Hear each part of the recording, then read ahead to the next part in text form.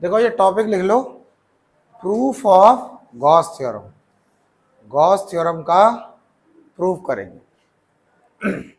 अब इधर देखो, हमने आपको कल जो है गॉस थ्योरम की डेफिनेशन लिखवाया और उस डेफिनेशन के साथ एक फॉर्मूला भी लिखवाया। और फॉर्मूला क्या था हमारा? Close integration of E dot d S equals to q upon epsilon. ये फॉर्मूला हमने कहा था गॉस थ्योरम का फॉर्मूला है। आपको करना ये है कि इस फॉर्मूले में लेफ्ट हैंड साइड को राइट हैंड साइड के बराबर प्रूव करना। समझ में आया नहीं आया? तो यही हमने लेफ्ट हैंड साइड को राइट हैंड साइड को बराबर प्रूव कर दिया। यही हमारा गॉस थ्योरम का प्रूफ। समझ? क्योंकि एक्चुअल में जो गॉस थ्योरम थी वो phi equals to q upon epsilon. जो डेफिनेशन लिखवाया था हमने कहा था according to Gauss theorem the total electric flux passes through a close surface is equals to 1 upon epsilon not times of total charge enclose by the close surface. जो Gauss theorem की जब हम बात करें तो हमने एक डेफिनेशन की बात की। उस डेफिनेशन में हमने लिखा कि फाई जो है हमारा इलेक्ट्रिक फ्लक्स जो है वो क्यू अपॉन एप्सिलॉन नॉट के बराबर होता है। वालेकुम सलाम। सही। उसके बाद हमने क्या किया कि हमारा फाई जो होता है ई डॉट डी एस के बराबर भी होता है, इसलिए हमने दोनों को बराबर रख दिया था। अब हमें करके ये दिखाना है कि हमने गॉस थ्योरम की डेफिनेशन की जब बात करें तो फॉर्मूला ये लिखा और हमने कहा कि phi equal to E dot d S, close integration of E dot d S भी होता है, दोनों को बराबर रख दिया। इस बार हमें इसी ई डॉट डी एस यानी कि close integration of E dot d S को क्यू अपॉन एप्सिलॉन नॉट के बराबर प्रूव कर देना। ये हम काम कर देते तो हम बोलेंगे गॉस थ्योरम को प्रूव कर दिया। ठीक है। अब उसके लिए हम क्या करेंगे, हमने एक चार्ज ले लिया Q और इसके चारों तरफ एक इमेजिनरी स्फीयर कंसीडर कर लिए। देखो जैसे मैंने बताया चार्ज है, चार्ज के चारों तरफ कोई एक्चुअल स्फीयर नहीं है। अभी हमने क्या इमेजिनरी स्फीयर। तो जो हमने इमेजिनरी सरफेस कंसीडर करा है क्लोज सरफेस वो, और ये समझना गॉसियन सरफेस जो होगा वो क्लोज सरफेस ही होगा। तो जो हमने क्लोज सरफेस लिया वो किस शेप का है? स्फेरिकल शेप का। और हम इमेजिन कर रहे हैं कि चार्ज के चारों तरफ एक स्फीयर है। तो इस सरफेस को हम क्या बोल रहे हैं? Gaussian surface. बस समझे? इस गॉसियन सरफेस का जो रेडियस है वो हमने ले लिया है r। इसको कैपिटल आर भी ले सकते हैं, स्मॉल आर भी ले सकते हैं, हमने स्मॉल आर ले लिया। अब हमें करना यह है इस चार्ज की वजह से इस पॉइंट पर, यानी कि यहां से यहां का डिस्टेंस भी आ रहा है, यहां से यहां का भी आ रहा है, तो यहां से यहां तक का डिस्टेंस भी आ रहा है। तो हमें इस पॉइंट पर, जो पॉइंट हम मान लिया हमने P ले लिया, ठीक है, इस पॉइंट R डिस्टेंस पर P पॉइंट, यहां पर हम एक सर्कल ड्रॉ करेंगे। ऐसे मैंने आपको बताया था कि अगर हम किसी स्फीयर पर एक सर्कल ड्रॉ करते तो वो, अगर जैसे मेरे हाथ ये स्फीयर है और मैं यहां पर एक ऐसे सर्कल ड्रॉ कर दूं तो ऐसे अगर आप सामने से देखोगे तो आपको पूरा सर्कल दिखेगा। लेकिन अगर ये स्फेरिकल शेप की जो भी बॉल है, जो भी इमेजिन करें हम, इसको मैं थोड़ा ऐसा कर दूंगा तो आपको ये आर्क दिखेगा सिर्फ इस तरह। तो ये चीज समझना है, इसमें कंफ्यूज नहीं होना है कि आप सोचो अरे यार ये तो आर्क बना रखा है, इस टाइप का लग रहा है, बोल रहे हैं सर्कल। तो एक्चुअल में जो स्फीयर है उस पर जब हम ऐसा सर्कल ड्रॉ करेंगे और इस स्फीयर को थोड़ा ऐसे घुमा देंगे, अब आप सामने से देखोगे तो आपको एक आर्क दिखेगा, क्योंकि यहां से ऐसा बनाया सर्कल, आधा आर्क यहां चला गया, यहां वाला दिखेगा नहीं। ऐसे देखेंगे तो पूरा दिखेगा। अब ये जो हमने सर्कल ड्रॉ करा, इसका एरिया वेक्टर जो है उसका डायरेक्शन ये हो, और इसको हम लिखेंगे ds, इसको ds और वेक्टर का साइन लगा था। समझ आया? अब क्या करना है, ये जो चार्ज है इससे इलेक्ट्रिक फील्ड प्रोड्यूस हो रही है, हर डायरेक्शन में निकल रही है इससे इलेक्ट्रिक फील्ड, इससे इलेक्ट्रिक फील्ड यहां भी जा रही है, इधर भी जा रही है, इधर भी, इधर 3D है ना ये, तो जैसे सन से सनलाइट निकल रही है। तो हमें करना ये, हमने इसकी एक इलेक्ट्रिक लाइन बनानी इस डायरेक्शन में जाती हुई सिर्फ, और इसको हमने लिख दिया E। मैंने आपको एक बात बताई थी, एक चार्ज से बहुत सारी इलेक्ट्रिक लाइन निकलती है, लेकिन हमें बहुत सारी बनाने की जरूरत नहीं है, हमें जितनी लाइन की जरूरत होगी उतनी ही बनाएंगे। अगर एक लाइन की जरूरत है तो एक ही दिखाएंगे, लेकिन ऐसा नहीं होता कि एक चार्ज से एक ही इलेक्ट्रिक लाइन लिख लेगी, उससे बहुत सारी इलेक्ट्रिक लाइन लिख। बात समझ आए?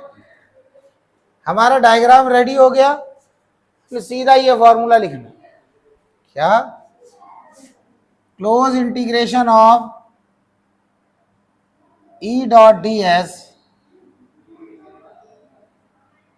Q upon epsilon naught. अब टेकिंग LHS,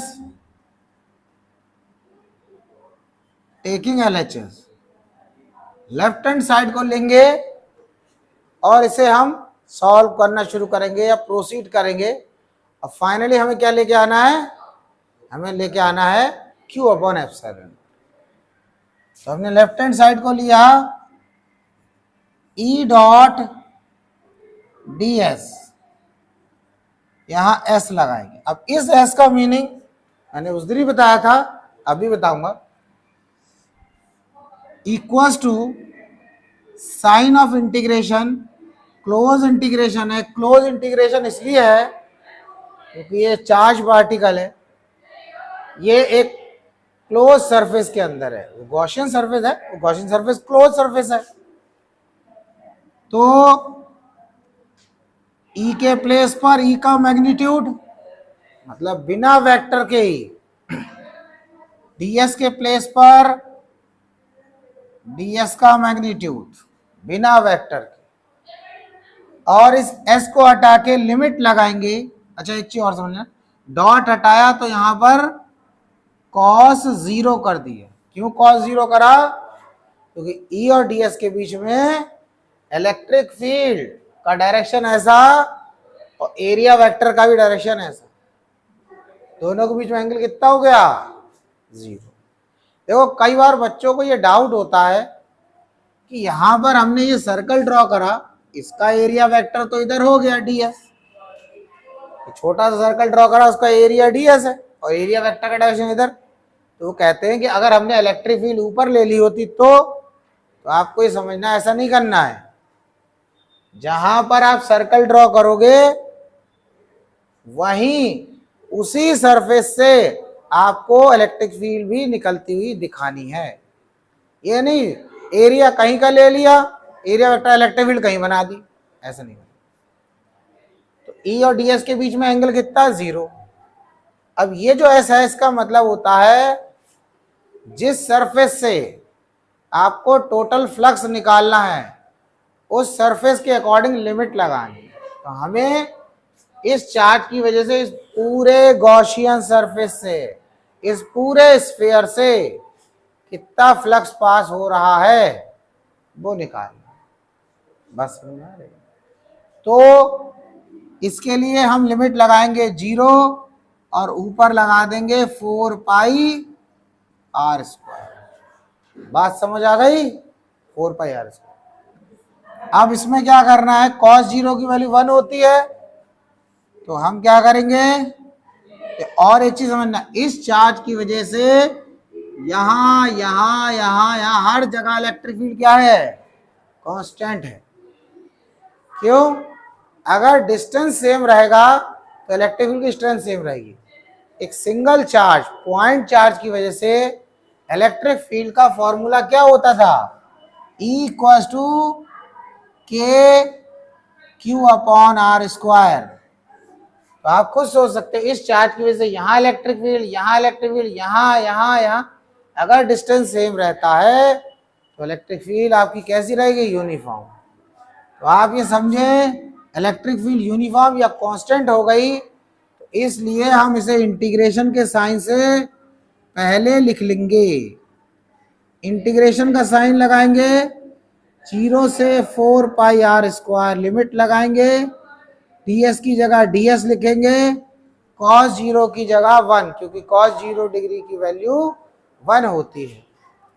इसी तरीके से e ds का इंटीग्रेशन s होता है, स्क्वायर ब्रैकेट लगाएंगे, ds का इंटीग्रेशन s, tl का l, dt का t, dy का y, ऐसे सो ऑन। जो नीचे लिमिट लगी उसे नीचे लगा देंगे, जो ऊपर लगी उसे ऊपर लगा देंगे। बात समझ आ गई। और लेफ्ट हैंड साइड तो हमारा ये चल ही रहा है, ये टर्म हमारी लेफ्ट हैंड साइड है, समझ में आया। फिर मैं यहाँ पे क्या कर देता हूँ, इक्वल टू का साइन लगा देता हूँ।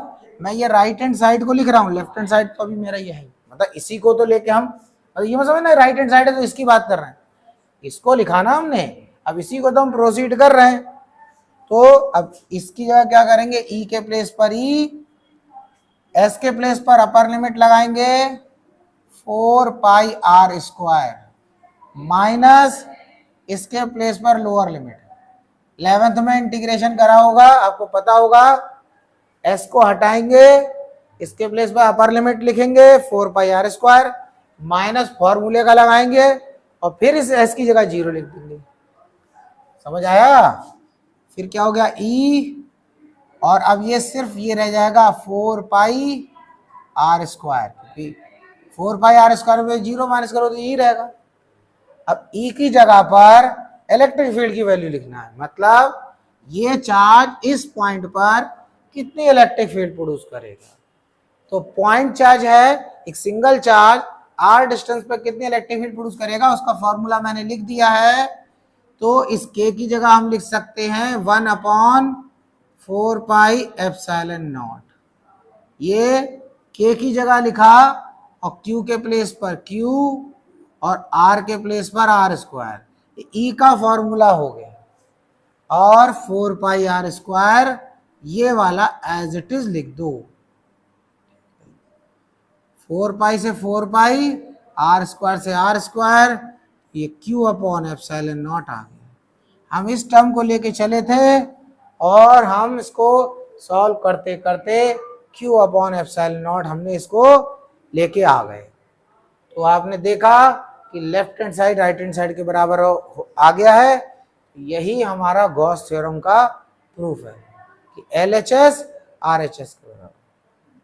इसमें कोई डाउट है बताओ,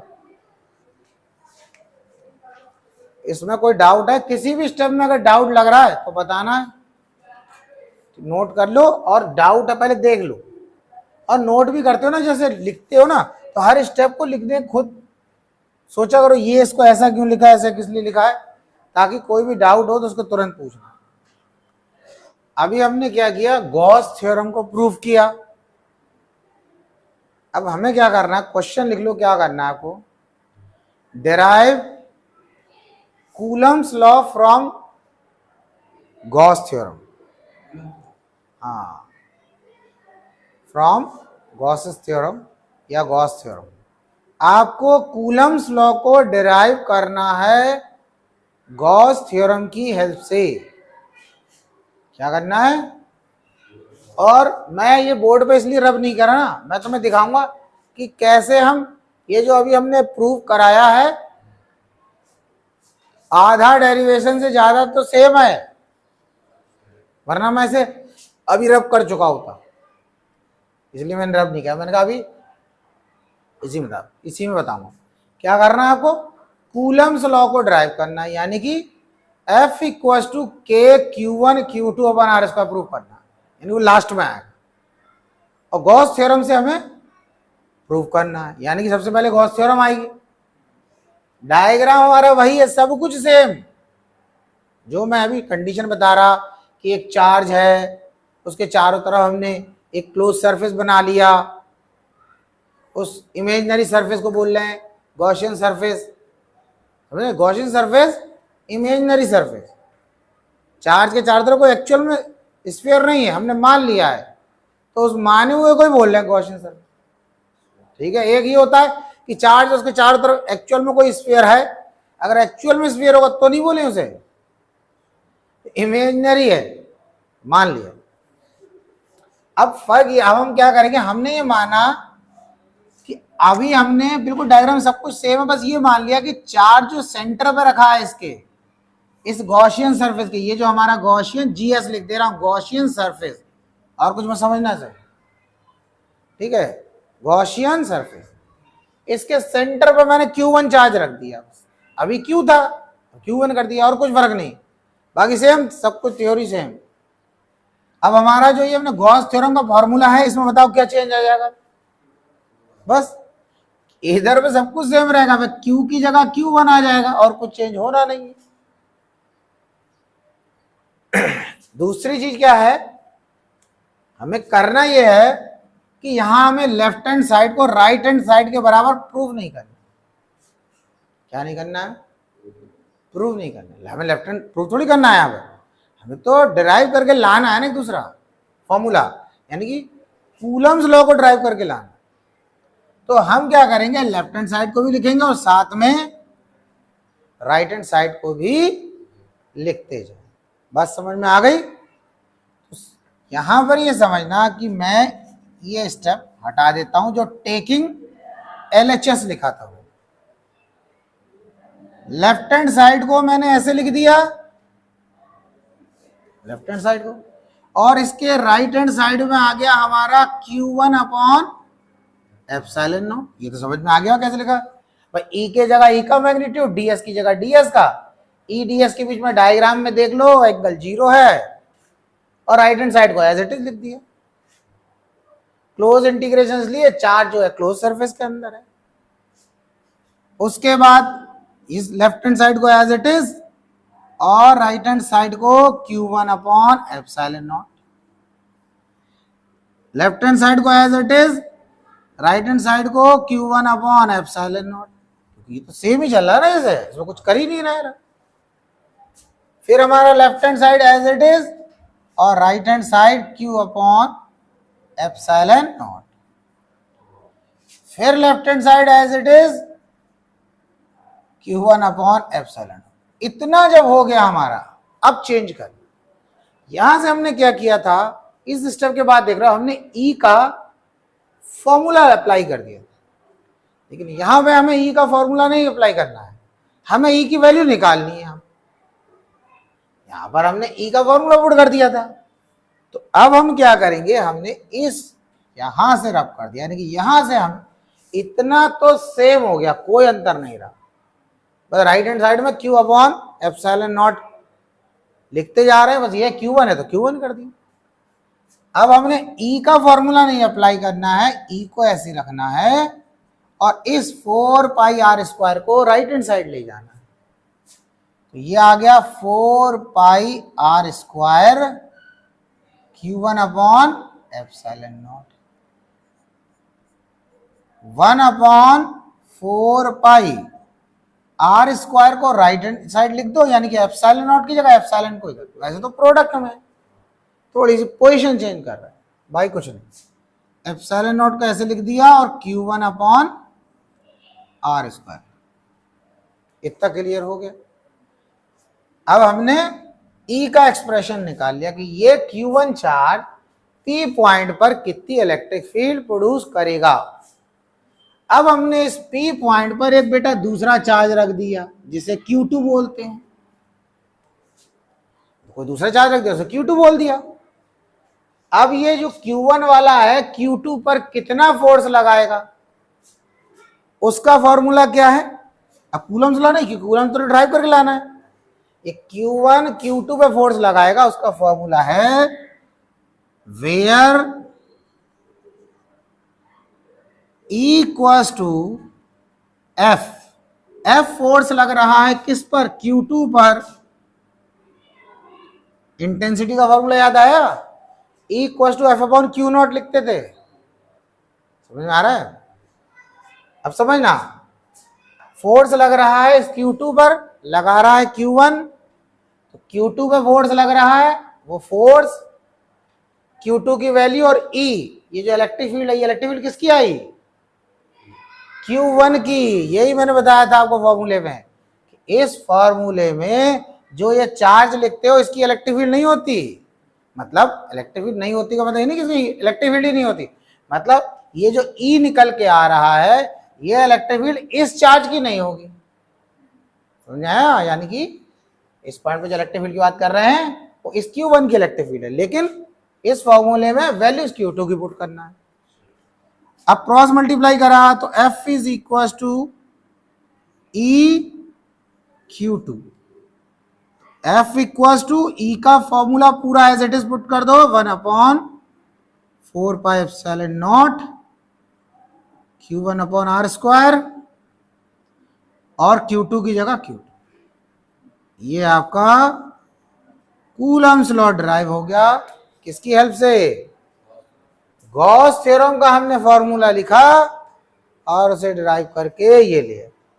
है बिल्कुल आसान, यानी कि आधा यहां तक तो डेरिवेशन सेम वैसे ही चला, बस हमने जब प्रूफ किया था तो E का फॉर्मूला पुट कर दिया था, यहाँ E को एग्री रहने दिया, 4πr² को राइट हैंड साइड ले गए, E का फॉर्मूला बना दिया और उस E के फॉर्मूले को इसमें पुट कर। समझ आया? अब देख लो किसी स्टेप में कोई डाउट हो तो बताओ। देखो अब ऐसा है, अभी आपने 2-3 फॉर्मूले पढ़े, ये बंद कर देना फोन, फालतू में चल रहा है। देखो आपने 2-3 तो निकाल दें। देखो आपने 2-3 फॉर्मूले पढ़े, एक आपने इलेक्ट्रिक फ्लक्स का फॉर्मूला पढ़ा, phi = E.S, एक आपने Gauss theorem, phi = Q/ε0, Coulomb's law तो पहले पढ़ चुके। तो अभी जो फॉर्मूले पढ़े उसी पर बेस कुछ क्वेश्चन कराएंगे और कुछ क्वेश्चन पे डिस्कस करेंगे। समझ आ रही बात जो आपने भी करी?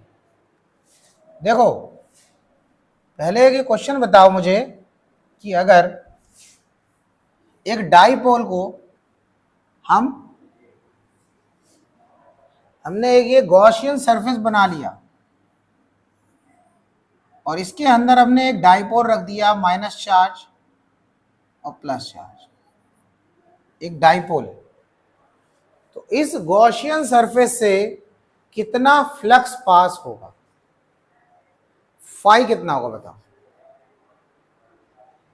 इस गॉसियन सरफेस से कितना फ्लक्स?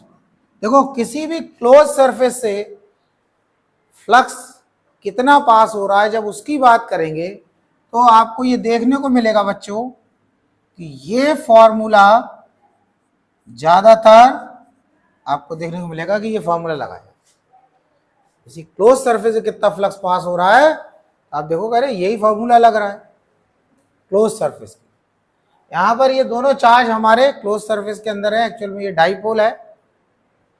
क्या लग रहा है इसमें? इसमें बेटा जो फ्लक्स पास होगा वो हो जाएगा 0। कैसे 0 हो जाएगा? क्योंकि डाइपोल पे अगर कोई कहता है चार्ज है, हम कहते हैं हाँ डाइपोल पे चार्ज है, लेकिन टोटल चार्ज कितना है? टोटल चार्ज तो 0 है, क्योंकि जितना नेगेटिव चार्ज है उतना ही पॉजिटिव चार्ज। तो यहां पर जो Q है इसकी जगह टोटल चार्ज लिखना होता है। जैसे मैं आपको एग्जांपल बताऊं, जैसे सपोज कर लो किसी ने ऐसा नहीं लिखा है Q1, Q2, Q3, इस तरीके से कुछ चार्ज है और -Q4, ऐसे बहुत सारे चार्ज हैं।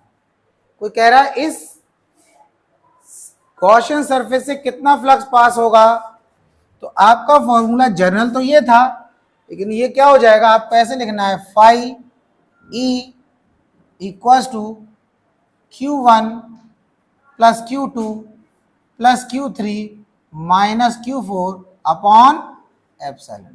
ये इस तरीके, ये नहीं कि यहां पर एक ही चार्ज है, क्योंकि एक्चुअल में ये है तो एक चार्ज, लेकिन ये एक चार्ज नहीं, ये टोटल चार्ज है जो गॉसियन सरफेस के अंदर है। जो नेगेटिव में है नेगेटिव नेगेटिव वालों को साथ में जोड़ देना, पॉजिटिव पॉजिटिव वालों को जोड़ देना, फाइनली प्लस माइनस कर देना। अब हमारा क्वेश्चन था कि भाई इसके अंदर डाइपोल है, डाइपोल पे चार्ज होता है, लेकिन जो डाइपोल पे टोटल चार्ज होता है वो 0। बात समझ में आ गई। दूसरी चीज समझना, ये तो मैंने फॉर्मूले के अकॉर्डिंग बता दी, अब थोड़ा डायग्राम के हिसाब से समझ, ठीक है। मान लो जैसे हमारा ये पॉजिटिव चार्ज है और ये नेगेटिव चार्ज,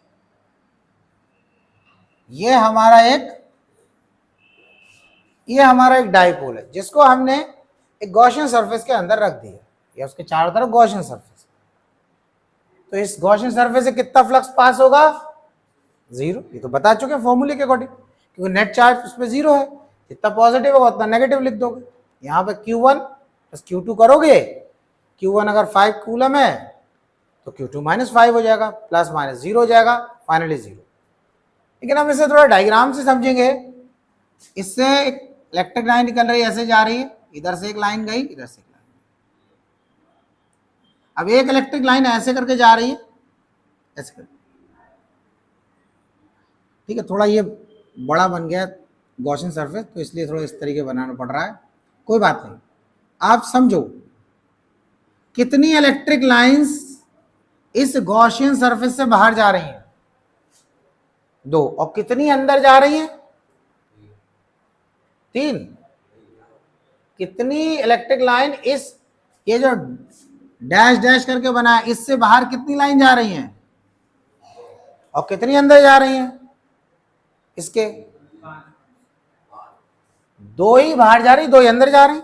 अब ये देखो ना भाई, डैश डैश से देखो बेटा, एक लाइन ये बाहर गई, एक लाइन ये बाहर, और यही अंदर जा रही है, एक ये 2 ही बाहर जा रही, 2 ही अंदर। क्योंकि अगर आप इनकी बात करो, ये तो प्लस से माइनस में जा रही है।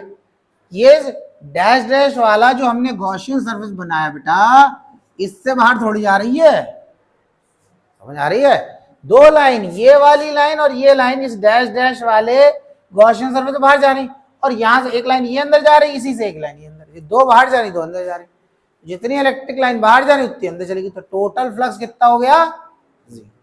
ये मैंने अकॉर्डिंग टू द डायग्राम बताया कि डाइपोल को जब हम एक गॉसियन सरफेस के अंदर रख रहे हैं या गॉसियन स्फीयर के अंदर रख रहे हैं, उससे फ्लक्स कितना पास हो रहा है? 0। बस समझ आ गई। दूसरी चीज ये है कि मान लो कहीं पर ऐसा है Q1 चार्ज है, गॉसियन सरफेस बना दिया, और एक इसकी इलेक्ट्रिक लाइन ऐसे पास हो रही, और एक Q2 चार्ज है, इससे भी बहुत सारी इलेक्ट्रिक लाइंस निकल रही हैं ऐसे करके, ऐसे। अब वो कह रहे हैं इस गॉसियन सरफेस से जो फ्लक्स पास होगा उसका फॉर्मूला हम क्या लिखेंगे? फाई ई इक्वल्स टू, बताओ क्या लिखेंगे? Q1 अपॉन एप्सिलॉन नॉट, या Q2 अपॉन एप्सिलॉन नॉट, या Q1 plus Q2 upon epsilon not, क्या लिखेंगे? 3 ऑप्शन बताया मैंने तो। इसमें लिखेंगे Q2 अपॉन एप्सिलॉन नॉट। अब आपको लगा Q2 क्यों लिखा? देख तो रहा था Q1 की भी इलेक्ट्रिक लाइन पास हो रही है। आप डेफिनेशन पे अगर ध्यान दोगे तो आपको बिल्कुल क्लियर है। हमने क्या लिखा था? Electric flux passes through a close surface. किसी क्लोज सरफेस से जो इलेक्ट्रिक फ्लक्स पास हो रहा होता है, that is equals to the 1 upon epsilon not times of total charge enclose by the close surface. यानी कि ये जो चार्ज लेना है हमें, ये क्लोज सरफेस के अंदर जो चार्ज है वही लेना, बाहर वाले से मतलब नहीं है। बात समझ में आ रही है? तो इसीलिए यहां पर इस चार्ज की इलेक्ट्रिक लाइन जा तो रही है, लेकिन हमें चार्ज Q2 ही लेना है इसमें। बात समझ में आ रहा नहीं आ रहा है? एक Q2 तो अंदर है इसके, देखो ये गॉसियन सरफेस के अंदर तो Q2 है और Q1 बाहर है। दूसरी चीज एक और समझो, अगर इस Q2 की बात कर रहे हो, इससे इलेक्ट्रिक लाइंस बाहर निकल रही है इस गॉसियन सरफेस, लेकिन Q1 की इलेक्ट्रिक लाइन अंदर घुस रही है एक तरफ से, तो दूसरी तरफ से बाहर निकल रही है, तो उसका तो फ्लक्स 0 हो गया ना, नेट फ्लक्स। भाई आपके अकाउंट में मान लो 10,000 रुपए हैं, आपके दोस्त ने कैसे भी करके आपके अकाउंट में पैसे डाल दिए 5,000, और 5,000 ही उसने निकाल लिए, तो उसका नेट क्या हुआ? उसका तो जीरो हो गया ना तो उसने, मतलब नेट जीरो का मतलब अब ये हम मान के चलेंगे ना उसने डिपॉजिट करे ना उसने विड्रॉल करे, उसने जितने डिपॉजिट हुए उतने विड्रॉ कर लिए। बस समझा रहे? अब नेट वही रहेगा जो उसके अंदर पड़े हुए ऑलरेडी। तो यहां भी समझना, ये जो Q2 है इससे तो इलेक्ट्रिक लाइन बाहर निकल रही है, ठीक है, इसकी इलेक्ट्रिक लाइन इस गॉसियन सरफेस से पास हो रही है, लेकिन इसकी इलेक्ट्रिक लाइन एक तरफ से घुस रही तो दूसरी तरफ से निकल रही है, तो इसीलिए इस Q1 को नहीं लेंगे। और वैसे तो सबसे अच्छी डेफिनेशन समझे कि इस क्लोज सरफेस से जो फ्लक्स पास होगा आपको वो निकालना, तो इस क्लोज सरफेस के अंदर जो भी चार्ज है वो लेना, बाहर है उसे नहीं लेना, बात खत्म। डेफिनेशन में ये लिखा है। क्लियर हो गया?